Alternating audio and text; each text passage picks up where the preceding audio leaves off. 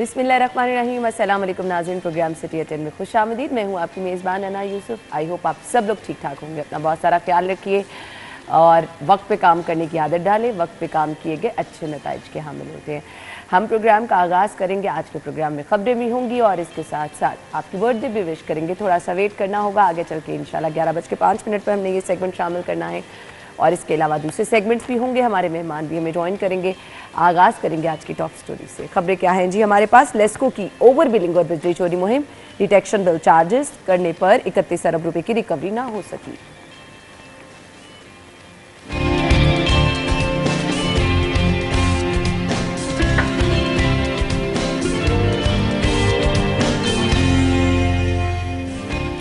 मनावा में लाहौर का पहला कैंसर हॉस्पिटल बनाने का फैसला। महकमा खजाना का किडनी सेंटर को 22 करोड़ की ग्रांट जारी। काश्तकारों की हौसला शिकनी नहीं होने देंगे। निगरान सूबाई वज़रा। कपास 8500 रुपये फी मन खरीदेंगे, हुकूमत का ऐलान। और रायविंड बाजार में सस्ते तंदूर का इफ्तिताह। सस्ते तंदूर पर 5 रुपए की रोटी मिलेगी।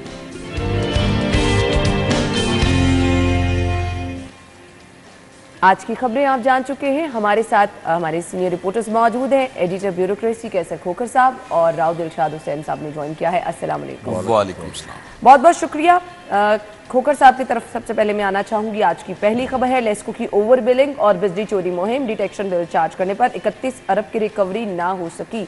रिकवरी तो नहीं हुई, अब क्या होगा? जी बिल्कुल, इसके लिए मैं बताता चलूं कि मैं एक न्यू अस्पताल का एक चपरासी है, उसके घर एसी भी नहीं लगा हुआ तो उसका मीटर बंद था तो उसको डिटेक्शन बिल डाल दिया। मीटर बंद था, अब वो क्या करे, अदालत में ना जाए तो क्या करे। अब लोग मजबूरन अदालत में जाते हैं जब वो वापडा वाले नजायज डिटेक्शन बिल डाल देते हैं। नजायज चोरी नहीं भी होती, मीटर अगर बंद हो या मीटर स्लो हो तो उसको कहते हैं कि तुम्हारे घर में एसी भी लगा हुआ, हालांकि लोगों के घरों में एसी भी नहीं लगे हुए। अगर एसी लगे तो एसी 4 एसी चल भी नहीं रहे तो उनको डिटेक्शन बिल लाखों रुपए के हिसाब से अपनी रिकवरी, अपनी चोरी छुपाने के लिए वापडा वो डिटेक्शन बिल डाल देता है, बेच देता है। तो लोग फिर अदालतों में जाते हैं। तो अदालतें क्या मौजूद है इंसाफ देने के लिए, तो फिर लोगों का राइट है कि वो अदालत में जाएं और अदालत में जाकर अपना चैलेंज करें। और अगर वापडा वाले उनके साथ ज्यादती करते हैं तो अदालत से वो इंसाफ लें। बिल्कुल सही कहा राव साहब। अगर आपसे अपने मसाइल हल नहीं हो रहे हैं तो उसका खमियाजा आम आवाम क्यों भुगते? और एक दफा बिल खराब आ जाए, महीनों लग जाते हैं वो ठीक कराने में, और एंड ऑफ द डे बहुत सारे लोग कहते हैं अब तो ये तो आपको जमा कराना पड़ेगा, ये अगली दफा से शायद ठीक आना शुरू हो जाए। मैं ना खोखर साहब की मुझे वो बात याद आ गई जिसमें खोखर साहब बड़ा बात कर रहे थे कि बिजली चोरी करनी चाहिए। आपको याद है? नहीं याद? यहीं बैठ के खोखर साहब की बात भी क्यों करनी चाहिए। अगर अगर आप फर्ज करें पीएन है किसी डिपार्टमेंट में तो आपके घर में एसी भी नहीं है। अगर एसी नहीं है, सिर्फ फ्रिज, टेलीविज़न या पंखे हैं तो उसका बिल मैक्सिमम 250 से 300 यूनिट तक आएगा। और 250-300 इसमें कोई शक नहीं कि बिजली बहुत महंगी है, लेकिन आप अपना भी तो किरदार अदा करें। अब आप अपने घर में आप कहें कि मैं हूँ पीएन और मैंने एसी भी 2 चलाने हैं, तो फिर क्या बिजली चोरी करनी चाहिए आपको? तो इस अमर की हौसला शिकनी करनी। अब आ जाए दूसरी बात। अब आ जाए दूसरी बात। गैस महंगी हो रही है, अब आप क्या कहेंगे? आप गैस भी चोरी करें। 31 अरब रुपए की जो रिकवरी है, इसके केसेस अब गए हैं अदालतों में। और सबसे बड़ी बात है, इस बात से तो मैं इत्तेफाक करता हूँ कि जो लेस्को के सब डिवीजन्स में बैठे हुए जो एसडीओ से लेके नीचे जो लाइनमैन और पीएन्स तक जो लोग हैं, उनकी वजह से ये जो अगर पेंडेंसी है ना, तो ये उनकी वजह से इस वजह से है कि मैं सिर्फ आपके साथ एक वाक़या शेयर करता हूँ कि रिसेंटली जब ईद मिलादुन नबी थी तो एक घर में जो लाइटिंग की गई, वो जो बरकी कुमकुमे लगाते हैं ईद मिलादुन नबी पे, वो कहीं डायरेक्ट लग गए।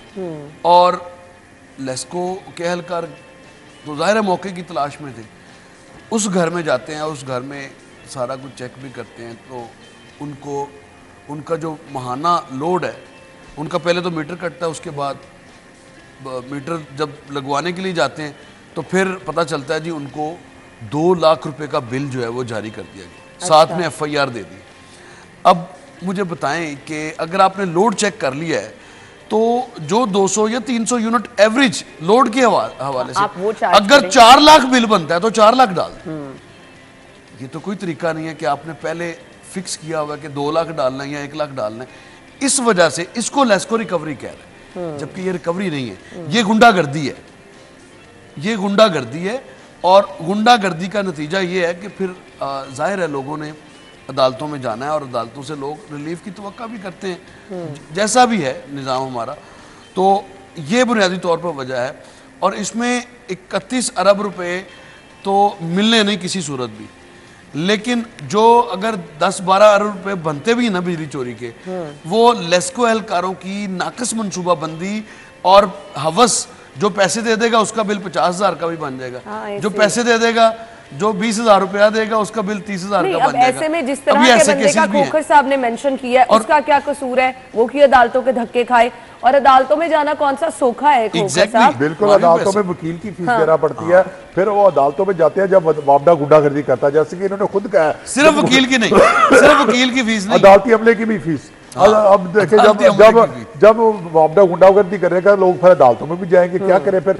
फाकी मौसम के पास लोग जाते हैं, वहां से रिलीफ मिलता है। लेकिन रोजाना ये होता है कि वापडा वाले जो है ये डिटेक्शन बिल गलत भेज देते हैं और थोक के हिसाब से बगैर देखे जना मामूली सा किसी का मीटर खराब होता है उसको डिटेक्शन बिल डेल देते हैं, और हर किसी का खिलाफ FIR दर्ज कराना जो है वो रूटीन बन गया वापडा के लिए। लोग बेचारे क्या करें? तो स्वाब का काम समझ के वो वापडा वाले लोग बेचारे क्या करें? कहा जाए? FIR से बात में मैं कहता हूँ कि तांग आमद फिर जंग आमद होती है, फिर लोग फिर क्या करें? फिर अच्छा, जब आप FIR से क्या हो रहा है? FIR से क्या हो रहा है? इंटरेस्टिंग पहलू ये है कि आपने पुलिस को दिहाड़ी का अलग से मौका दे दिया। सही, यानी अगर उसने 20-30 हजार की बिजली चोरी कर भी ली है तो उसकी FIR, उसके बाद उसको 2 लाख का बिल, यानी उसको मजबूर करना है खुदकुशी पे, वो खुदकुशी की तरफ जाए। ये मुहर्रकात हैं जिनसे हमें, आपने बिजली चोरी पकड़ ली, उसका लोड चेक कर लें, और जब तक कि उसके जो बिल आ रहे हैं, आपके पास सारा रिकॉर्ड है बिल्स के ऊपर, उसके मुताबिक उसको ये जो बिल आप बना रहे हैं आजकल दे रहे हैं, इसको फिक्स ना करें। लोगों के बड़े मसाइल हैं, और इसी वजह से वो फिर कहते हैं 2 लाख क्यों दें, 25,000 वकील को देते हैं, तो फिर तरीकें बढ़ती जाएंगी। ये हो रहा है, ये है मसला डिले। ना तो लेस्को को पैसे मिल रहे हैं, लेकिन जो एहलकारों की मौजें हैं इस सारी सूरत में, पुलिस की और एहलकारों की। हाँ, उनको तो अपने अपने हिस्से टाइम पे मिल गए ना, बाकी अब लोगों की जो परेशानी है वो और ये रियलिटी है। इसको अगर आप जितना मर्जी, इसको जुटला नहीं सकते आप। ये निक्के अमले से आपने जब तक मिले हैं, लेकिन इसका कोई हल तो निकालना है ना खोखर साहब। हल क्या है? कोई तजवीज दें, फिर हम खबर को बाइंड अप करें। हल ये इसका यह है कि बिजली सस्ती की जाए, इसका यही हल है, इसके अलावा कोई हल नहीं। अगर बिजली सस्ती नहीं होगी, गैस महंगी होने अगर जा रही बिजली है, सस्ती नहीं होगी तो फिर चोरी भी होगी, फिर डिटेक्शन बिल वापडा डालेगा, लोग अदालतों में भी जाएंगे, डिस्प्यूटेड भी होंगे, लोग वापडा वालों को मारेंगे भी। वो ये काम होगा। ये वाकयात रिपोर्ट हुए हैं, बिल्कुल हर जगह पे। फिर इसका हल ये है कि बिजली सस्ती की जाए, और अगर बिजली वापडा वाले सस्ती नहीं करते तो हुकूमत जो है सार्फिन को कम से कम जिनका 300 रुपए तक 300 तक यूनिट चलता है, उनको सारा सब्सिडी दे, उनके बिल जो है ना हुकूमत अदा करे। एग्री करते हैं? बिल्कुल, ये बड़ा मसला है। और 300 यूनिट्स इस्तेमाल करने वाले जो सार्फिन है वो 61 से 63% तक के हैं, और ये बहुत बड़ा रिलीफ होगा अगर आप इस तरह की कोई अप्रोच गवर्नमेंट रखती है कि सब्सिडी दी जाए, तो बिल्कुल दी भी जानी चाहिए। जो हालात हैं वैसे, आम आदमी घर का किराया दे, बच्चों की फ़ीस दे, घर का राशन डाले। मैं अक्सर ये बात करता होता हूँ कि हमारा ये दुनिया का वाहिद मुल्क है, ये इसकी कोई मिसाल आपको दुनिया में कोई नज़ीर नहीं मिलेगी कि जिसकी 25-30 हज़ार सैलरी है उसको हर चीज़ खरीद कर उसको इस्तेमाल करनी है, लेकिन जिसकी 25-30 लाख है उसके आगे पीछे गाड़ियां भी हैं सरकारी, उसके आगे पीछे डाले भी फिर रहे हैं। ऐसे भी लोग हमने देखे हैं कि जिनका कैवलकेड एक फिलिंग स्टेशन से जब फ्यूल डलवाता है कैवलकेड का, तो 1.5 लाख रुपया कैवलकेड का फ्यूल का बिल है डेली का। ऐसे भी हमने लोग देखे हैं। तो ये बहुत बड़ी तफरीक है जिसको हमें मिटाने की जरूरत है, और ये हमेशा हुकूमतों का काम है। हुकूमतों का काम है देना। यहाँ हुकूमत का काम हमने देखा कि हमेशा हुकूमत जो है वो जो अपने टैक्सेस बढ़ाने पे और अपनी आमदन बढ़ाने पे तो करती है, लेकिन आमदन कम करने पे, अपनी आमदन कम करने पे उस पर कोई तवज्जो नहीं करती, जिसकी वजह से आपके जो अखराजात और आमदन का जो बैलेंस है वो नहीं रह पाता।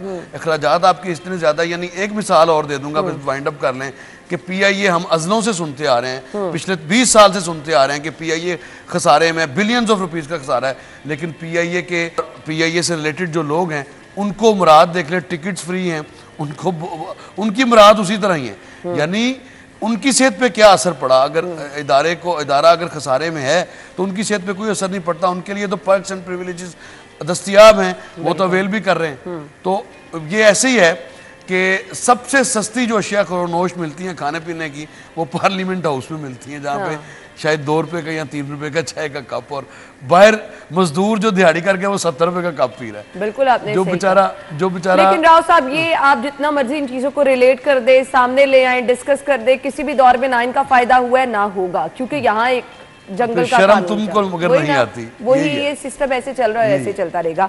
हम ब्रेक के बाद आपको ज्वाइन करेंगे, हमारे साथ रहिएगा।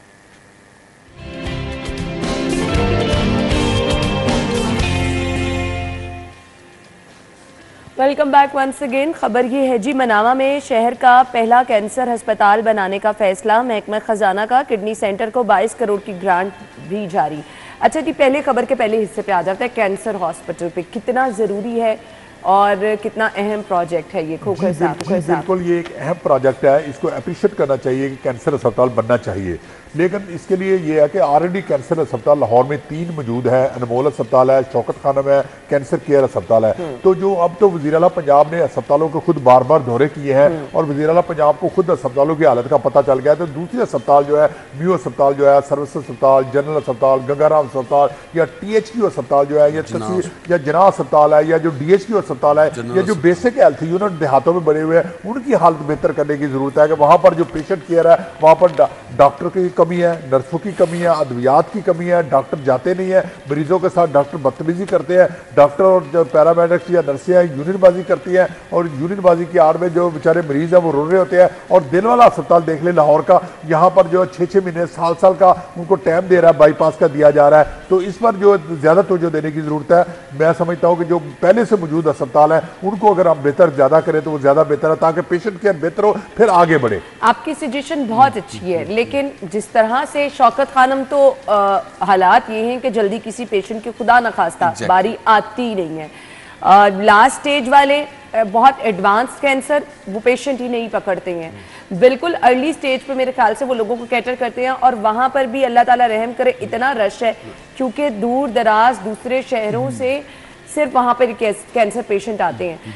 तो जितना लोड यहाँ पर है, मेरे ख्याल से एक एडिशन भी अच्छी चीज़ है, लेकिन आपकी सजेशन भी मैं ज़रूर कहती हूँ कि बहुत ठीक है जी।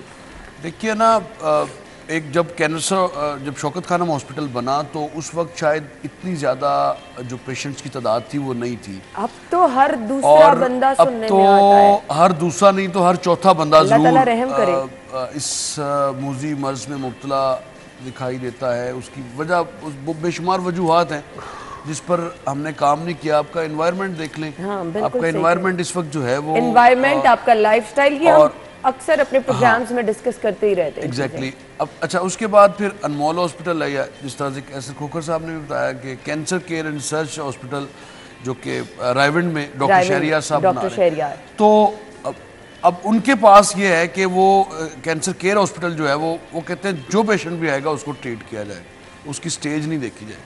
यहाँ पर शौकत खानम में थोड़ा उनका एक अपना अपनी पॉलिसी है, उनकी अपनी पॉलिसी है, ऑब्वियसली कुछ सोच समझ के उन्होंने बनाई होगी, नो डाउट, लेकिन प्रेशर बहुत है, बहुत ज्यादा। अस्पताल कैंसर का जो सरकारी सतह पर बाकायदा अस्पताल है, इसकी सिर्फ लाहौर में ही नहीं, इसकी अगर अब आप प्लान करने जा रहे हैं तो हर डिविजनल हेडक्वार्टर में ये कैंसर का हॉस्पिटल, या एटलीस्ट जैसे PKLI हमने यहाँ पर बना, और PKLI को साकिब निसार साहब अस्पताल समझते रहे, वो एक सेंटर ऑफ एक्सीलेंस था, और अब आपको सेंटर ऑफ एक्सीलेंस की तरफ जाना है। ये कैंसर हॉस्पिटल को ये सेंटर ऑफ एक्सीलेंस हो जो आगे रेप्लिका इसका आप फिर लेके जाएं दूसरे शहरों में। यानी सबसे पहले जो दूर दफ्तादा इलाके लाइक DG खान है, या मुल्तान, रहीम यार खान, भावलपुर और इस तरह के इलाकों में, चाहे लोगों की लोगों की Ultimately, दस्तरस राव साहब, इधर आसानी बोझ हो। कम होगा, इधर अच्छा, burden ये बड़ा कम अच्छा होगा। इनिशिएटिव है, लेकिन रिक्वेस्ट यही होगी चीफ मिनिस्टर साहब से कि अगर इसको शुरू करें तो इसका टारगेट वही रखें 120 दिनों वाला, इसका टारगेट इससे ऊपर ना जाने दें। और ये खुद बनवा के जाएं, ऑपरेशन करके जाएं। इसके पैरेलल ये इसकी कंस्ट्रक्शन के साथ साथ ही इसकी जो इसकी जो मशीनरी है, इसकी जो मशीनरी है वो इसकी कंस्ट्रक्शन के साथ साथ ही ऑर्डर कर दी जाए, ताकि इसकी कंस्ट्रक्शन कंप्लीट होते ही ये एटलीस्ट आ जाए। मैं आपको बता रहा हूँ कि अगर खुदा ना खास्ता चीफ मिनिस्टर साहब शुरू करते हैं तो अगली गवर्नमेंट आ जाती है, तो अगली गवर्नमेंट आपको पता ही है, जो भी गवर्नमेंट आएगी वो अछूत समझती है पिछली हुकूमत के, उनकी कुछ और ही पिछली हुकूमत के मंसूबों को, जितने मर्जी अवामी हो, लेकिन वो कहते हैं कि हम तो, हमारे से बड़ा कोई अवामी है ही नहीं, नुकसान होता है हो जाए। उसकी वाज़ह मिसाल मैं आपको दे दूं कि चौधरी परवेज़ लाई ने शुरू किया था म्यों अस्पताल की जो घड़ी वार्ड का जो बनना था टावर, और वो 10 साल शहबाज शरीफ की हुकूमत रही, और शहबाज शरीफ की हुकूमत के 10वें साल में वो मुकम्मल हुआ। Metro bus surgical tower, metro bus 11 माह में, मेट्रो बस 11 माह में बन गया। हाँ। लेकिन अब मुफादे आमा का प्रोजेक्ट जो है वो उसको 10 साल लगे। ये रविश तब्दील करने की ज़रूरत है, और अल्लाह करे कि चीफ मिनिस्टर साहब आपने ये एक बड़ा वाकई ये मुफादे आमा का एक प्रोजेक्ट होगा, कैंसर केयर अस्पताल, इसको आप फौरी तौर पर ना सिर्फ शुरू कराएं बल्कि इसको ख़त्म करके इसका भी आई विश कि आपके हाथों फीता कटे और आपकी क्रेडिट पे ये आएगा, और ये बहुत बड़ा काम होगा नो डाउट लाहौर में, और फिर ये रुकना नहीं चाहिए, इसका आगे जो दूसरे शहर, ये तो हम भी सीएम साहब से रिक्वेस्ट करना चाहेंगे कि इस काम को वाकई तरजीही बुनियाद पर करने की ज़रूरत है। बहुत ज़्यादा यहाँ पे पेशेंट लोड है, ये इसी तरह से मैनेज हो सकेगा। हमने फिलहाल एक ब्रेक लेनी है, आपको ब्रेक के बाद ज्वाइन करेंगे। Stay with us.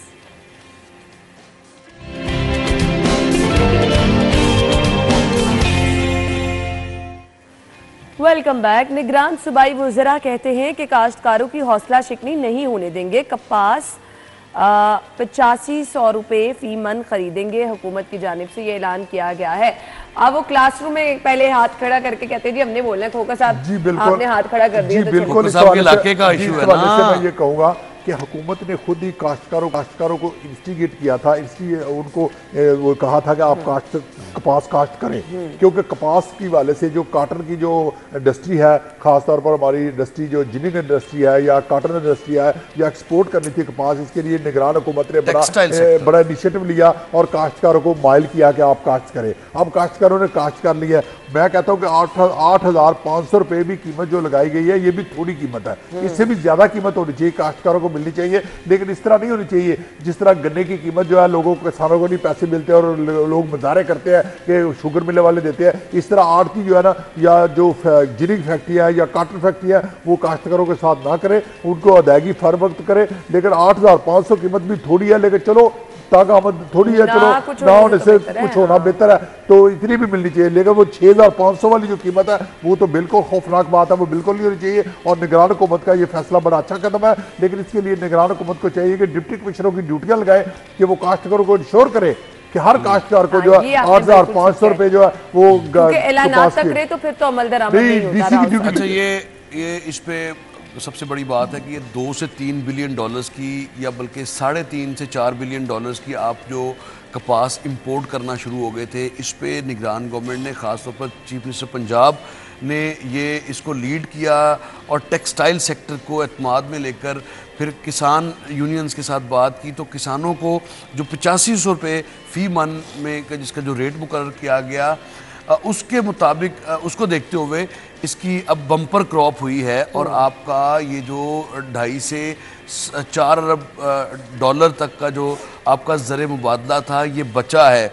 लेकिन इसमें चीफ मिनिस्टर साहब को ये चाहिए कि जो आड़तिये हैं ना, आड़तिये जो इसका सही फ़ायदा जो उठाने वाले लोग हैं, वो मिडल मैन है, और वो आड़तिये हैं, और वो रेट निकालते हैं और वो खजल करते हैं। वो इसका जो बिल्कुल पैटर्न, अगर आप चाहते हैं वाकई में कि अपने किसान को फ़ायदा देना है, अपने ज़िम्मेदार को फ़ायदा पहुंचाना है, तो फिर आपको बराह रास्त जो आपने ऐलान किया 8500 वाला, हुकूमत इसी ऐलान के तहत इसकी ख़रीदारी को फिल फौर यकीनी बनाए। और जिस तरह से आप गंदम की ख़रीदारी के हवाले से जो पैसे खर्च करते हैं, इमदादी कीमत के लिए, उसी तरह से उसी पैटर्न पे जाएं तो फिर बात बन सकती है। अदरवाइज़ अगर आप 8500 रुपये मुकर्रर कर दें और जो गांठे हैं वो लेके बेचारे आड़तों में फिरते रहेंगे, और आड़तीये ऑलरेडी वो एक नई ब्लैकमेलिंग इंडस्ट्री है, वो कभी भी 6000 से ऊपर रेट नहीं देते। 6500 बड़ा रेट देंगे, 6500 देंगे। तो इसमें वो सारी एक्सरसाइज जो गवर्नमेंट ने की है, जिसकी वजह से ज़र मुबादला के जो ज़र मुबादला बचाया गया है, उस सारी मेहनत पर पानी फेरने के लिए ये जो आड़ती माफिया है ये पेश है। इसको नकेल डालने की ज़रूरत है, और इसको नकेल डालना कोई मुश्किल काम नहीं है। आपकी हर तहसील में असिस्टेंट कमिश्नर बैठा है, जो कि डीसी और असिस्टेंट कमिश्नर हर डिस्ट्रिक्ट में मौजूद है। उनके ज़रिए आप इनको कंट्रोल करें और आनी हाथों से निपटें, और इनसे गवर्नमेंट ना दे, इनसे रेट दिलवाएं आप, ताकि किसान को पैसे मिलें। और आइंदा फिर क्या ये सिलसिला रुकना थोड़ी है। अगर इस मरतबा आप पैसे देते हैं तो अगली मरतबा और ज़्यादा अच्छी फसल होगी, आप एक्सपोर्ट करने की पोजीशन में होंगे, ना कि आप इंपोर्ट करने और फिर इसी पे लगें, उससे आपको भी फायदा होगा। फिर आपकी टेक्सटाइल इंडस्ट्री सारी कॉटन पे है, बिल्कुल। और टेक्सटाइल इंडस्ट्री, टेक्सटाइल सेक्टर ये एक ऐसा सेक्टर है पाकिस्तान में जो कोई 27-28 अरब डॉलर की जिसकी बरामदात हैं, जिसकी वजह से मुल्क में आपके जो ज़र मुबादला वो आ रहा है। अदरवाइज तो अगर टेक्सटाइल सेक्टर भी ना हो तो रेमिटेंसेस और टेक्सटाइल सेक्टर ये दो बड़े सेक्टर हैं।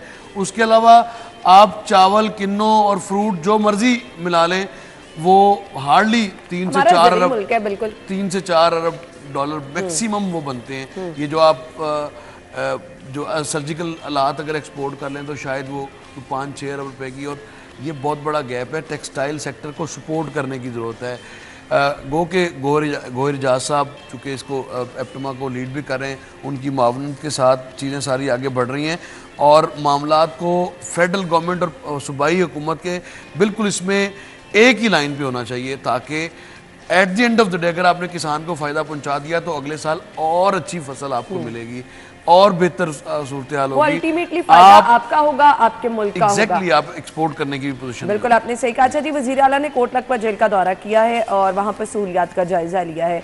मसाइल से मुतालिक भी पूछा गया, स्टाफ को हिदायत भी जारी की गई हैं, मेडिकल कैंप लगाकर आंखों का फ्री ऑपरेशन करने के अहकाम भी जारी किए गए हैं। जी बिल्कुल, कोट लखपत जेल का दौरा किया है, जहां पर लोगों ने जो शिकायतों के अम्बार लगा दिए। वहां बहुत सारे बेगना कैदी थे जो बंद थे, जिनको पुलिस ने जानबूझकर तफ्तीश में गुनाहगार करके बेगना कैदियों को जेलों में बंद किया हुआ था। उन्होंने भी वज़ीर आला को शिकायत लगा दी, और वज़ीर आला को पता चल गया अब सूरत हाल का कि जेलों में जो कैदी होते हैं तकरीबन 50% जो हवालाती या कैदी होते हैं वो बेगना होते हैं। इस हवाले से वज़ीर आला को चाहिए कि अब प्रोसिक्यूशन का निज़ाम जो है और या पुलिस का निज़ाम जो है उसको भी बेहतर करने के लिए करें, और जो इन्वेस्टिगेशन का निज़ाम है वो इस तरह का होना चाहिए कि जो भी बंदा जेल में जाए तो उसकी रिकमेंडेशन कम से कम जो है एसपी रैंक का अफसर दे, फिर उसको जेल में भेजा जाए, वरना उसको जेल में ना भेजा जाए। और जिस बंदे की गिरफ्तारी रोजनामचे में डाली जाए वो भी डीएसपी तस्दीक करे या एसपी तस्दीक करे, फिर रोजनामचे में गिरफ्तारी डाली जाए, ताकि तफ्तीशी जो है एएसआई रैंक का जो पुलिस अफसर है उसकी जो माफिया है उससे जान छुटकारा मिले, और सीनियर अफसरों को भी नोटिस में हो कि कौन बंदा जेल में जा रहा है, कौन बाहर आ रहा है, कौन गिरफ्तार किया जा रहा है, किसके घर छापा मारा जा रहा है। इसके लिए एसओपी बनाने की नई जरूरत है, और इस हवाले से वज़ीर आला को चाहिए इस पर काम करें। ट्रांसपेरेंट सिस्टम की आपको ज़रूरत है। बिल्कुल खोखर साहब ने कहा 50% नहीं तो 40% तो ज़रूर लोग ऐसे होंगे जो मामूली जराइम में जिनकी सज़ाएँ भी उनमें से 20% का कोटा ऐसा भी होगा जिनकी सज़ाएँ मुकम्मल हो चुकी हुई हैं और उनको मामूली जुर्माने हैं, वो जुर्माने ना देने की वजह से सज़ाएँ भुगत रहे हैं। तो अच्छा इनिशिएटिव है ये, हर जेल में जाने की ज़रूरत है चीफ मिनिस्टर साहब को, और वहाँ पर हालात को समझने की, खाने पीने की, क्योंकि हकूक तो उनके भी हैं कैदियों के भी। लेकिन डॉक्टर साहब मुझे खबर को वाइंड अप करना है, ये हालात वही वाले हैं। एक ज़रूर करें कि सज़ा और जज़ा चुके है नहीं, इसलिए मामला ज़्यादा ख़राब होते हैं। हर पुलिस स्टेशन का जो एसएचओ है वो गुंडागर्दी कर रहा है, जिसको मर्जी वो उठा रहे हैं। कि जिस तरह मुझे रात को 2 बजे कॉल आ रही थी, ये सत्तो कतला का जो एसएचओ और इसका कोई एसआई है वो लोगों को रात को 2 बजे उठा रहे हैं, 2 बजे काम नहीं करने दे रहे किसी को। कल्चर की तब्दीली के और ये बदकिस्मती है कि लोग जो काम कर रहे हैं बेचारे, उनको ख्वार करने के लिए कहते हैं डाले में बैठे हैं, आपने गार्ड नहीं रखा। वो कह रहे हैं हमारा गार्ड बीमार है, हमारा ये आ जाएगा। तो ये सजा जजा को भी तो देखना है ना, आईजी साहब इसको भी तो कम से कम देखें। पर आईजी साहब से हर रिक्वेस्ट करते हैं कि जहां लेस्को का मामला हो, सिक्योरिटी का मामला हो, पुलिस की दिहाड़ियां हैं, पुलिस को हर हाल में दिहाड़ियों इन चीजों पर भी गौर करना चाहिए। आईजी साहब से हमारी रिक्वेस्ट है। ब्रेक लेंगे, ब्रेक के बाद अगली खबर स्टे विद अस।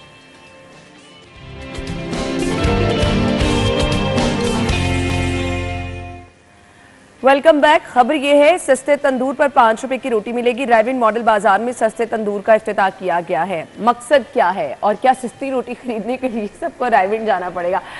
जी बिल्कुल, इस वाले से मैं समझता हूं कि जो सस्ता तनूर है ये पूरे पंजाब में होने चाहिए। ये 5 रुपए की रोटी, क्योंकि बाजार में 20 रुपए की रोटी इस वक्त मिल रही है। ये वही लोग हैं जो 2 रुपए की रोटी पे बड़ी तनकीद वो करते थे। अब 5 रुपए की रोटी जो है शिवाशी में अरबों रुपए जो है सारे जो तंदूर है, अब इनको रोटी की बड़ी अहमियत याद आई है। ये कहते हैं पूरे पंजाब में होनी चाहिए। दूसरा ये वही लोग हैं जो तनकीद करते थे, सब्सिडी वाला देना जो तनकीद करते थे। ये वही लोग हैं जो 2 रुपए की रोटी कहते थे कि नहीं, आम तनूर जो है करोड़ों रुपए तंदूर में फेंक दिए। आम तनूर जो है, अब कह रहे हैं कि हर जगह पे तनूर जो है उस पर 5 रुपए की रोटी होनी चाहिए। ये दौरा में बड़ा अच्छा कदम है। राव साहब आपके ऊपर इल्जाम लगा रहे हैं। बिल्कुल 5 रुपए की रोटी, मैं इसको सपोर्ट करता हूँ। 5 रुपए की रोटी हो, लेकिन उन आबादियों में जहाँ पर गरीबों की तादाद ज़्यादा है, जहाँ पर अगर आप अब ये भी जो तंदूर लगा है ये भी किसी ना किसी जो मुगैर हजरात हैं उनके तावन से ही लगा है ना। तो इसी तरह आप इस रविश को आगे बढ़ाएं और इसको सदका जारिया के तौर पे लें, ताकि सब ये वैसे ख्याल कहाँ से आया? ये मियाँ साहब के आने की बरकत तो नहीं कि रायविंड उनका घर पास है तो चले जी रोटी 5 रुपए की कर दें? देखिए, मॉडल बाजार के सीईओ हैं शाहिद कादर साहब। उन्होंने अगर ये इनिशिएटिव लिया है मुगैर हजरात से, तो रायविंड में नहीं, मुझे लगता है कि जो 12 मॉडल बाजार है लाहौर शहर में, एटलीस्ट तमाम मॉडल बाजारों में तो होनी चाहिए। इस तरह का सस्ती रोटी लेने आप क्या कोई रायविंड जाएगा? अगर इस तरह का ऑब्वियसली मुमकिन तो नहीं है ना कि 600 का तेल साड़ के उठे जाइए 5 रुपए की रोटी लें। तो ये मॉडल बाजार हरबंसपुरा में भी है, वहाँ पे भी बड़ी पोश एरियाज हैं, गरीब लोग हैं, वहाँ पर भी बनाएं। सब्जाजार में भी है, तानू भी सहूलत मिल सकती है। तो उसके अलावा दीगर जो मकामात है, ठोकर न्याज बेग पे गुंजान आबादी है, मुस्तकीन की बहुत बड़ी तादाद उधर है। तो ये इस तरह के इनिशिएटिव हैं, बिगड़ता कुछ नहीं है, सिर्फ आपने ये सरकारी पैसा भी नहीं लगता, लोग तैयार हैं, लोग इस सिस्टम को सपोर्ट करने के लिए तैयार हैं कि सस्ती रोटी अगर किसी को मिलती है उससे अगर मुगैर हजरात के कोई पैसे लगते हैं तो कोई फर्क नहीं पड़ता।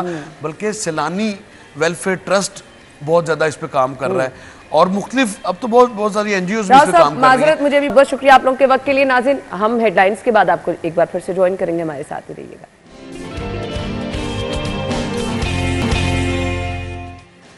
वंस अगेन आपको खुश आमदीद कहेंगे। प्रोग्राम के इस हिस्से में जी हम बात करने वाले हैं, आजकल बच्चे बड़े बूढ़े हर कोई जो है वो एक ही शिकायत करता नज़र आता है। जोड़ों में दर्द है, कमर में दर्द है, थकावट, हर दूसरा बंदा जो है वो निढाल ही नज़र आता है। सो एक्टिव रहना बहुत ज़्यादा ज़रूरी है। इसके लिए हम आपके साथ डिफरेंट चीज़ें तो शेयर करते ही रहते हैं, आपके साथ टिप्स तो शेयर करते ही रहते हैं कि आप किस तरह से एक्टिव रह सकते हैं, एक्सरसाइज कौन सी कर सकते हैं। लेकिन अब वो लोग जो कि डिफरेंट तरह की दर्दों का शिकार हैं, फिजियोथेरेपी एक बहुत ज़बरदस्त और अहम नुक्ता है जिसको हम अक्सर नज़रअंदाज कर देते हैं। सो आज हम इस पर बात करेंगे कि किस तरह से आप फिजियोथेरेपी के ज़रिए साइटिका के बारे में आज हमने बात करनी है कि असल में ये मर्ज़ है क्या और इसका इलाज कैसे फिजियोथेरेपी के ज़रिए मुमकिन है। हमारी मेहमान जिन्होंने हमें ज्वाइन किया है डॉक्टर रमला आमिर हैं, फिजियोथेरेपिस्ट हैं, जिन्ना हॉस्पिटल अपनी खिदमत सर अंजाम दे रही हैं। तो अपनी मेहमान को वेलकम कहेंगे। अस्सलाम वालेकुम जी। वालेकुम सलाम। थैंक यू सो मच, आपके वक्त का बहुत बहुत शुक्रिया। ये वर्ड जो मैंने साइटिका यूज़ किया बेसिकली है क्या? ये साइटिका बेसिकली ना एक शार्प बर्निंग सी पेन है जो कि ओरिजिनेट होती है बेसिकली हमारी लो बैक से। लो बैक से ये स्टार्ट होती है और रेडिएट करती है हमारी लेग्स और फुट तक, ठीक है। और इसमें जो हमारे बहुत सारे कॉजेज़ शामिल हैं, बहुत सारी मेडिकल प्रॉब्लम्स शामिल हैं। इसमें हमारे मसल की स्टिफनेस शामिल है। मसल जब हमारे पट्टे अकड़ाव में जाते हैं, हमारी बैक के, हमारी लेग्स के, तो वो हमारी फुट में, हमारी लेग्स में नमनेस कॉज करती है। इसमें जो मेन चीज़ है जिसकी वजह से ये स्टार्ट होता है वो हमारी लो बैक में एक पड़ी होती है शियाटिक नर्व। शियाटिक नर्व पे जब बहुत ज़्यादा प्रेशर आ जाता है, बहुत ज़्यादा कंप्रेशन आ जाता है, उसकी वजह से शियाटिका कॉज होता है। अच्छा, ये बहुत सारे हमारे स्टूडेंट स्कूल गोइंग जो हैं, हैवी बैग्स जिन्होंने उठाए होते हैं, या वो लोग जो बहुत देर बैठ के काम करना जिनकी रूटीन है, उन लोगों को तो ये चीज़ें नॉर्मल हैं, तो उनको करना क्या है? उनको ये प्रिकॉशनरी मेजर्स करनी है कि वो प्रोलॉन्ग सिटिंग ना करें, क्योंकि प्रोलॉन्ग सिटिंग एक बहुत मेजर फैक्टर है शियाटिका को कॉज करने में। एवरी 1 to 2 आवर्स हमें पोजीशन को चेंज करते रहना चाहिए। और जैसे कि आपने स्कूल बैग्स और बच्चों की बात की, उसमें भी मैं ये पॉइंट डिस्कस करूँगी कि हमें वेट को, चाहे हम बैठे हुए हैं, चाहे हम खड़े हुए हैं, चाहे हम कोई वेट अपना लगेज साथ लेके जा रहे हैं, हमें इक्वल वेट जो है दोनों साइड्स पे रखना चाहिए। इवन वेट होना चाहिए, ये नहीं कि एक जगह पे बहुत ज़्यादा वेट है और एक जगह पे बहुत कम, ताकि और बेसिकली बैलेंस रहना चाहिए, क्योंकि शियाटिका जो है वो एक साइड को इफेक्ट कर रही होती है। जब आपको लगे कि आपके सिम्टम्स जो हैं, आपकी पेन वो बैक से एक लेग और एक फुट में आ रही है, वहाँ पर नमनेस और ये सारी चीज़ें कॉज कर रही है, तो इट मीन्स कि शियाटिका डेवलप हो रहा है। सही। अब सामने आप देख रही हैं हमारे ऑफिस में कितने लोग मुसलसल एक ही रूटीन में बैठ के चेयर पे काम कर रहे हैं। उन्होंने जी अपनी 8 घंटे की ड्यूटी में तो ये करना ही कर रहे हैं। तो ये नॉर्मल है कि इससे ये प्रॉब्लम हो सकती है, और हमने इससे बचना कैसे? आप जिनकी ऑफिस की रूटीन है, जिन्होंने लैपटॉप के आगे बैठ के स्टूडेंट्स ने, ऑफिस वर्कर्स ने काम करना है, सो उनके लिए क्या गाइडलाइंस हैं? मिस अना, अभी मैं यही आपसे बात डिस्कस करना चाहूँगी। अभी जब मैं वेटिंग एरिया में बैठी हुई थी, आपके ही मॉर्निंग शो के एसोसिएट प्रोड्यूसर जो हैं वो आए मेरे पास अपनी यही कंप्लेन लेकर। तो अब उनका भी यही वर्क है कि वो बहुत ज़्यादा लैपटॉप यूज़र और इस तरह की चीज़ में, तो मैंने उनका बेसिकली इसमें जो चीज़ आपको मॉडिफाई करने की ज़रूरत है वो है हमारी daily ergonomics. Daily ergonomics means इसमें आपको अपने पोस्चर को इम्प्रूव करना आना चाहिए। तो मैंने उन्हें ये कहा कि आपने जब सेटिंग करनी है तो आपका जो मॉनिटर का लेवल है वो आपकी आई के लेवल के जितना होना चाहिए। ये नहीं कि आपका मॉनिटर नीचे और आपकी चेयर ऊपर है। आपके नीज और आपके हिप्स को 90 डिग्री के एंगल पे होना चाहिए, और आपके पीछे जो है वो एक अच्छा एक सपोर्टेड पिलो होना चाहिए जो कि आपकी पूरी स्पाइन को सपोर्ट करे, ताकि आपको ये कॉजेज ना हो। और अगर आप कॉन्टिन्यूस एक ऑफिस वर्कर्स हैं, अब ये सिस्टम पे काम करने वाले हैं, तो आपको हर घंटे से 2 घंटे बाद अपनी पोजीशन को चेंज करना चाहिए, प्रोलॉन्ग सेटिंग को अवॉइड करना है। और अपने पोस्चर की करेक्शन, ये नहीं करना कि आप 2-3 घंटे सेम पोजीशन में सेम जगह पे बैठे हैं। आप उठ के चल फिर सकते हैं ताकि आपकी पोजीशन चेंज हो, तो थोड़ा सा आपकी बॉडी में भी हिलजुल हो। अच्छा, जिनका वेट बहुत ज़्यादा है, ओबेसिटी जिनको है, उनके साथ ये एक्यूट प्रॉब्लम होता है, सो उनको क्या करना है? अब जो जिनका, उनको ना अपने वेट को बैलेंस करना है, क्योंकि ओबेसिटी भी जो है ना वो बहुत ज़्यादा स्ट्रेस कॉज कर रही है पीछे हमारी स्पाइन पर। ठीक है, जब वेट आपका बैलेंस होगा तो ऑब्वियसली आपके ये सिम्टम्स भी जो है वो रिकवर होंगे। ठीक है, क्योंकि बहुत ज़्यादा वेट की वजह से कंप्रेशन आ जाती है हमारी इसी नर्व के ऊपर जो हमारी बैक में पड़ी है, और वो शियाटिका कॉज कर रही होती है। ठीक है, फिजियोथेरेपी के जरिए हम इसका इलाज कैसे मुमकिन बना सकते हैं? अच्छा अना, मैं यहाँ पर एक और पॉइंट डिस्कस करना चाहूँगी जो हमारे व्यूअर्स के लिए बहुत इंपॉर्टेंट है। उसमें यह है कि लोग शियाटिका को बहुत ज़्यादा मिसडाइग्नोज कर जाते हैं दूसरी कंडीशंस के साथ। उसमें ये होता है कि आपको सिम्टम्स यही आ रहे होते हैं, और बट वो शियाटिका नहीं होता। प्रॉपर डायग्नोज कराना, यानी प्रॉपर डायग्नोज कराना वो ये होता है कि वो सिम्टम्स आपको वही नमनेस, पेन, सारा कुछ कॉज हो रहा है, बट वो प्रॉब्लम्स आपके मसल या जॉइंट इंजरीज की वजह से हो रही हैं, और लोग उसे कह रहे होते हैं कि ये शियाटिका है।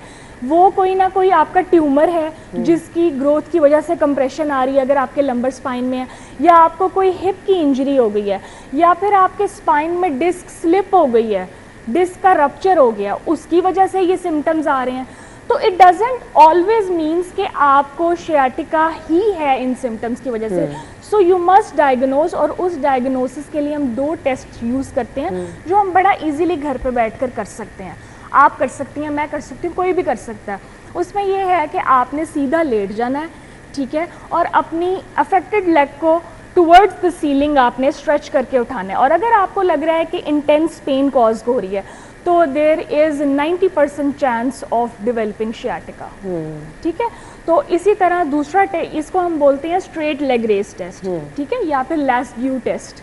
दूसरा टेस्ट है स्लम्प टेस्ट। उसमें भी इसी तरह सीटेड पोजीशन में बैठना है, arm should be at the back side, head should be in flexed position, ठीक है, to chin towards the chest, और आपने सीधा अपनी टांग को स्ट्रेच अपनी तरफ करना है। आपको पेन कॉज हो रही है, इट मीन्स कि कोई न्यूरोलॉजिकल इशू डेवलप हो रहा है जो कि नर्व कंप्रेशन की वजह से जो है वो शियाटिका कॉज करता है। डायबिटीज़ में ये बहुत ज़्यादा इशू हो, जो पेशेंट्स डायबिटिक हैं उनमें ये सिम्टम्स बहुत कॉज होते हैं, तो फिर उन्हें डायबिटिक न्यूरोपैथी स्टार्ट हो जाती है। अच्छा जी, लेट्स सपोज कि आपको शियाटिका डायग्नोस हो गया है, सो उसके बाद फिर किस तरह से फिजियोथेरेपी आप स्टार्ट करते हैं, क्या रिकमेंड करते हैं? उसमें सबसे पहले तो आपके जो एब्डोमेन के मसल्स हैं, आपके जो बैक के मसल्स हैं, उनको हम बेसिकली कहते हैं कोर स्ट्रेंथनिंग। उनकी आपने जो है ना वो इंक्रीज़ करनी है कि उनकी स्ट्रेंथनिंग करवाई जाए। उनकी स्ट्रेंथनिंग आप कैसे करा सकती हैं? जो हमारे घर में बैठी ख़वातीन है, बहुत ईजी इसका इलाज है कि आपने बस सीधा लेट कर और अपने दोनों नीज़ के बिटवीन में कोई भी स्क्वीजिंग बॉल रख देना है और आपने उसे कुछ सेकंड्स के लिए होल्ड करके स्क्वीज़ करना है, देन रिलीज़ करना है, स्क्वीज़ करना है, देन रिलीज़ करना है, ठीक है।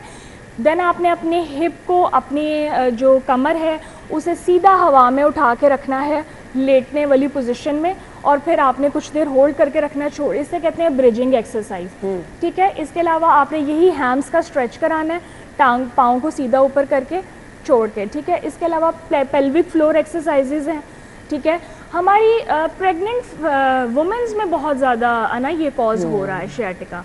उसकी वजह यही होती है कि बेली का साइज़ इंक्रीज़ होता है, ठीक है, उसमें आपका यूट्रस का साइज़ एक्सपैंड होता है, और बेबी जब बर्थ की पोजीशन उसकी टाइम आता है तो जो उसका हेड है वो डायरेक्टली उस नर्व पे ही होता है जिसके कंप्रेशन की वजह से शियाटिका हो रहा होता है। तो प्रेग्नेंट फीमेल्स को भी मैं ये सजेस्ट करूँगी कि वो अपना मेट्रेस का जो है वो बहुत ज़्यादा या तो हार्ड ना यूज़ करें, ना बहुत ज़्यादा सॉफ्ट यूज़ करें, और पिलोज जो हैं वो अपनी नीज़ के इन बिटवीन और अपनी हेड और नेक को सपोर्ट रखने के लिए यूज़ करें।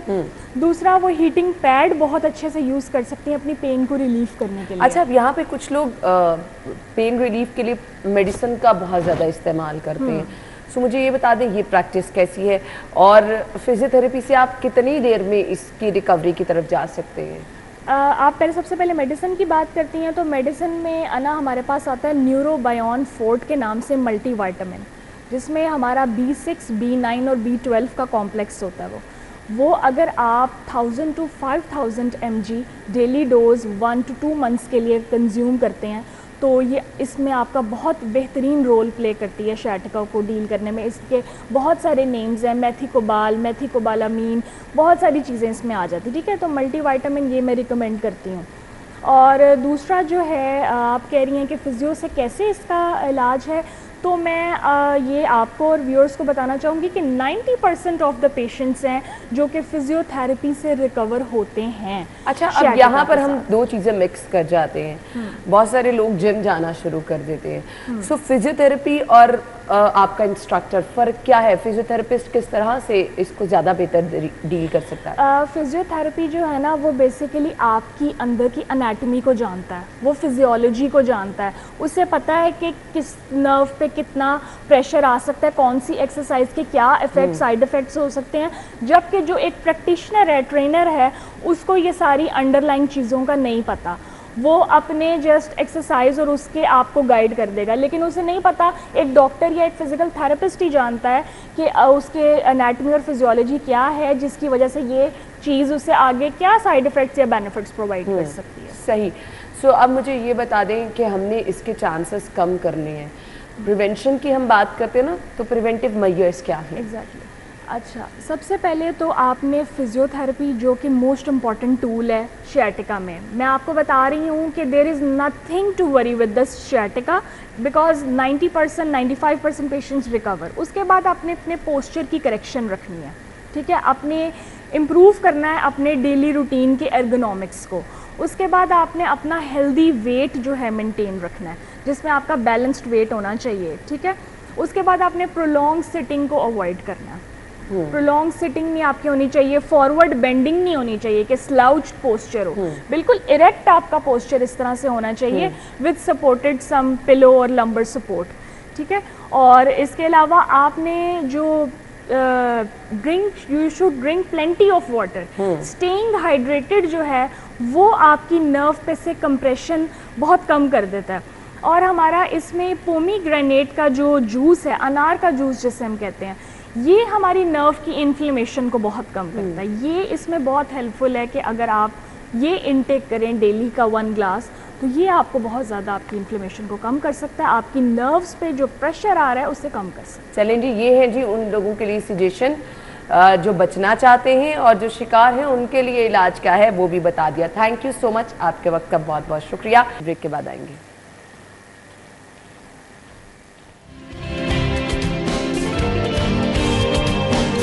और अगला सेगमेंट शामिल करना है, आपको बताएंगे आज के भाव।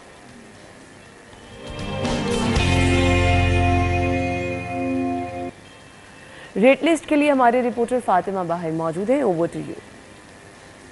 जी बिल्कुल है ना, इस वक्त मैं सब्ज़ी मंडी में मौजूद हूँ। यहाँ पर आकर मालूम हुआ है कि काफ़ी जो है फ़र्क नज़र आ रहा है सरकारी जो नरफनामे जारी किए गए थे उसमें और मार्केट में जो जिस रेट में फ़रोख्त की जा रही हैं सब्ज़ियाँ उसमें, जिसकी वजह से देखकर जो है काफ़ी हैरानगी भी महसूस हुई कि काफ़ी 40 से 50% इजाफे से मंडी में जो है इसकी फ़रोख्त जारी है सब्ज़ी मंडी में।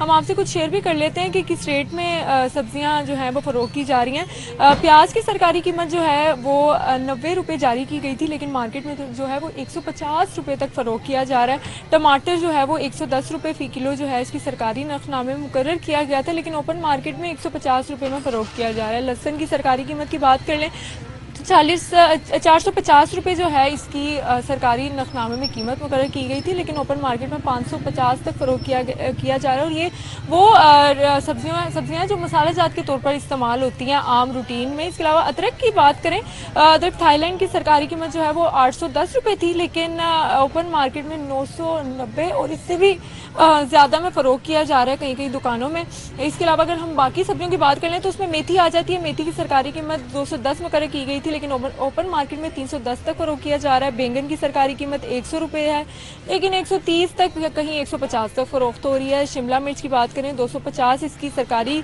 कीमत जो है वो मुकर्रर की गई, लेकिन ओपन मार्केट में 290 रुपये तक फ़रोख्त किया जा रहा है। पालक की बात करें तो 60 रुपये जो है इसकी फ़ी किलो मुकर्रर की गई थी सरकारी कीमत, लेकिन 80 रुपये कहीं 90 रुपये में फ़रोख्त किया जा रहा है। इस तरह कई सब्जियाँ जो कि दुगने दामों में फ़रोख्त की जा रही हैं, कहीं 50 रुपये के इजाफे से, कहीं 100 के इजाफे से भी फ़रोख्त की जा रही हैं। तो जो 2 वक्त की रोटी है, 2 वक्त का सालन, वो भी जो है आवाम का बनाना जो है मुश्किल हो गया है, जिसकी वजह से उनका ये कहना है कि प्राइस कंट्रोल कमेटियाँ जो है वो नरफनामे में अमल दरामद कराएं और यहाँ चेक एंड बैलेंस रखें ताकि दुगने दामों में जो है सब्जियाँ फ़रोख्त ना हो सके। जी thank you so much Fatima. यानी स्टिल सब्जियों की कीमतें महंगी हैं, पेट्रोल सस्ता हो गया, अब लोगों की दुहाई वहीं की वहीं है कि सब्जियों की कीमतों में भी कमी की जाए।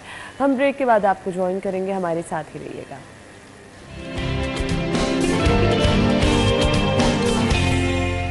Welcome back. सेगमेंट्स का सिलसिला आगे बढ़ाएंगे और अब सेगमेंट है टुडेज हेल्दी टिप।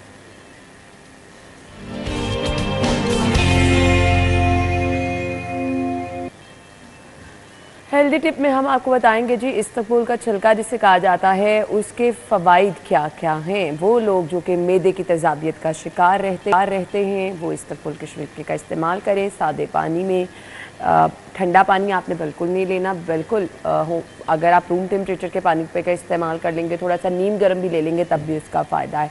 फिर इसके साथ जी आपका वेट रिड्यूस करने के लिए भी ये बहुत ज़्यादा फ़ायदेमंद साबित हो सकता है। इसके बाद वो लोग जो कि डायरिया का शिकार रहते हैं उनके लिए बहुत मुफीद है। आप इसका दही में डाल के इस्तेमाल भी कर सकते हैं, पानी में भी इस्तेमाल कर सकते हैं, सो मुफीद है। इसका जी सेहत पर इसके मुख्तलिफ असरात भी आपको मुरतब होते हैं, यानी आप इस पर अपनी बॉडी में पॉजिटिव चेंज देखते हैं। खाना आपको अच्छी तरह से हज़म होना शुरू हो जाता है। वो लोग जो कि परेशान रहते हैं कि खाने के बाद ब्लॉटिंग होती है, मुँह में खट्टा पानी सा आता है, उनके लिए भी बहुत ज़्यादा अफादियत है। और इसके बाद जी एक सबसे बड़ा फ़ायदा कैंसर के जो ज़रात हैं, कैंसर के असरात हैं, उनको बहुत ज़्यादा रिड्यूस करता है, उसके चांसेस को कम करता है। हमारे जिस्म में जितने टॉक्सिक मवाद हैं उनका ख़ात्मा करता है। आपका पेट भी ठीक रहता है, खाना भी हज़म हो जाता है और मैदे की तेज़ाबियत भी नहीं रहती है। और फिर बहुत अच्छी चीज़ ये है कि आपके जिस्म में जितने भी जहरीले मवाद हैं उनका खात्मा करता है। निहार मुँह अगर आप सुबह उठ के एक खाली पानी का ताज़ा ग्लास लेके उसमें 1 चम्मच इस्तबगोल के छिलके का इस्तेमाल करेंगे तो आपका मैदा बिल्कुल परफेक्ट हो जाएगा। ये हैं जी इसके फ़वाइद। हमसे फीडबैक ज़रूर शेयर कीजिएगा और इसी तरह से हम आपके साथ ज़बरदस्त टोटके शेयर करते रहेंगे। आपने अपना बहुत सारा ख्याल रखना है, अपनी सजेशन हम तक पहुंचानी है। अगर आप कोई चीज़ चाहते हैं कि हम प्रोग्राम में शामिल करें तो ज़रूर हमारे साथ शेयर करें। हमारा फेसबुक और इंस्टाग्राम पेज है। सेकेंडली जिनकी बर्थडे है कल, वो हमें पिक्चर्स भिजवा दें, इंशाल्लाह कल के प्रोग्राम में शामिल करेंगे। हमारी और आपकी मुलाकात होगी अब कल सेम टाइम पर। इजाज़त दीजिए, अल्लाह हाफ़िज़।